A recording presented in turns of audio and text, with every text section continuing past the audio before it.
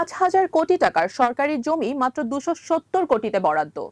প্রশ্ন উঠছে, কার স্বার্থে রাষ্ট্রের সম্পদ গেল প্রভাবশালী একটি শিল্প গোষ্ঠীর হাতে, আর সেই জমি আবার ব্যাংকে বন্ধক রেখে তোলা হয়েছে 110 কোটি টাকার ঋণ। এখন আদালতের আদেশে সম্পত্তি জব্দ আর পুরো ঘটনার নেপথ্য খুঁজছে দুর্নীতি দমন কমিশন। তাহলে কি বেরিয়ে আসছে আরো বড় কোনো চিত্র? ঢাকার পূর্বাচল নতুন শহর প্রকল্পের 19 নম্বর সেক্টরে প্রায় 100 একর জমি ঘিরে এমনই চাঞ্চল্যকর তথ্য সামনে এসেছে। অভিযোগ, 2020 সালে আওয়ামী লীগ সরকারের সময় বিপুল বাজার মূল্যের এই সরকারি জমি শিকদার গ্রুপের সাবেক এমডি রন হকের প্রতিষ্ঠান পাওয়ার প্যাক হোল্ডিংসকে বরাদ্দ দেওয়া হয়। কাগজে জমিটির মূল্য ধরা হয়েছিল প্রায় 3,000 কোটি টাকা, কিন্তু রাজুকের কোষাগারে জমা পড়ে মাত্র 270 কোটি টাকা। বরাদ্দ পাওয়ার পর নেতাকর্মী মোতায়েন করে জমিটির নিয়ন্ত্রণ নেয় প্রতিষ্ঠানটি। প্রকল্প ছিল 100 থেকে 142 তলা পর্যন্ত একটি আইকনিক টাওয়ার নির্মাণের, কিন্তু অভিযোগ, সেই অনুমোদিত পরিকল্পনার বাস্তবায়ন তো দূরের কথা, শর্ত অমান্য করে সেখানে নির্মাণ করা হয় মাত্র 2 তলা একটি ভবন। এরপর রাজনৈতিক পট পরিবর্তনের সঙ্গে সঙ্গে যেন পুরো প্রকল্পেই নেমে আসে নীরবতা। কর্মচারীরা সরে যান, নিরাপত্তা কর্মীদেরও আর দেখা যায়নি। পড়ে থাকা বিপুল মূল্যমানের সরকারি সম্পত্তি। তবে ঘটনাটির সবচেয়ে বড় প্রশ্ন এখানেই শেষ নয়। দুদকের অনুসন্ধানে উঠে এসেছে আরো বিস্ফোরক তথ্য।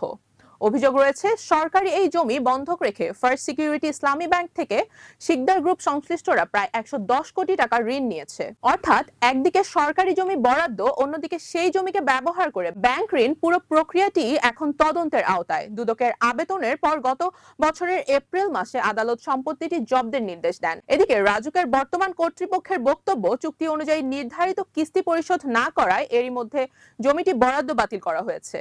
আদালতের নির্দেশ অনুযায়ী জমিটির চূড়ান্ত দখল বুঝে নেওয়ার প্রক্রিয়াও এগোচ্ছে। অন্যদিকে শিকদার গ্রুপের পক্ষ থেকে বলা হচ্ছে, এটি ছিল সাময়িক বরাদ্দের বিষয় এবং তারা একটি কিস্তি পরিশোধের পর বরাদ্দ পেয়েছিলেন। বাকি অর্থ পরিশোধের প্রক্রিয়া সম্পন্ন হওয়ার আগেই দুদকের পদক্ষেপ নেওয়া হয়েছে বলেও তাদের বক্তব্য। কিন্তু নগর পরিকল্পনাবিদদের প্রশ্ন আরো মৌলিক। রাষ্ট্রের সম্পদ যদি প্রভাবশালী ব্যক্তি বা গোষ্ঠীকে বাজার মূল্যের তুলনায় অস্বাভাবিক কম দামে দেওয়া হয়, তাহলে ক্ষতি শুধু সরকারের কোষাগারের নয়, ক্ষতিগ্রস্ত হয় সাধারণ মানুষের অধিকারও। কারণ এই জমির মালিক কোনো ব্যক্তি নন, মালিক রাষ্ট্র, আর শেষ বিচারে জনগণ।